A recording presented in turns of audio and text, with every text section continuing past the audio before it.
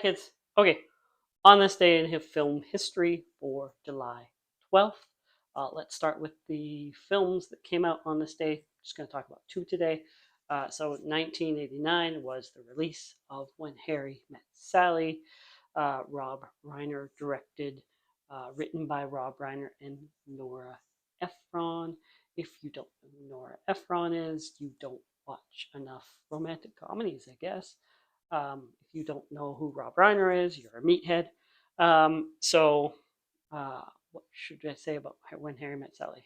Everything, everybody knows about it. Big hit. Nominated for Academy Award for Nora Ephron. And then it's honored on the AFI for so many things. Mostly notably, I'll have what she's having. Barry Sonnenfeld, future director, was the cinematographer on When Harry Met Sally.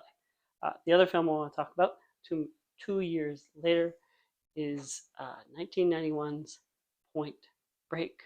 Let's pretend that remake didn't happen.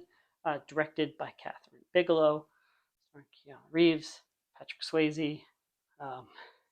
Great story, great action. I think Catherine Bigelow, formerly married to James Cameron. I think this film came out like a week prior or after Terminator 2. So Catherine Bigelow had to go up against her husband. A couple times that's happened in the box office or at the Academy Awards. One of those times, Catherine Bigelow was victorious. If you watched my Academy Awards series, you heard me talk about that. Birthdays. 1884 is the birth of Louis B. Mayer. I think he was Russian born but grew up in New Brunswick. So I will claim him as Canadian, but lived in America, so you can claim him as an American if you're American. Co-founder of MGM. So yeah, MGM. There we go. I mentioned that. Also in 1908 is the birth of Milton Berle, Uncle Milt, Mr. Television.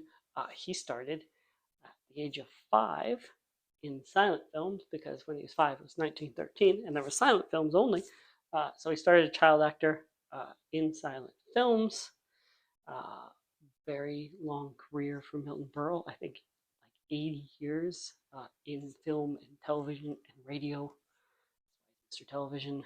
And then lastly, let's talk about death. Yay! 1973, the death of Lon Chaney Jr. I talked about Lon Chaney Jr. in my horror series. I talked about his father more than I talked about him. He is, of course, the Wolf Man. He died, I think he was only about 53. I should have wrote that down. But he had a lot of health problems prior to his death. A lot of it related to the fact that he was an alcoholic. So he had some liver problems. He died of heart failure. There we go.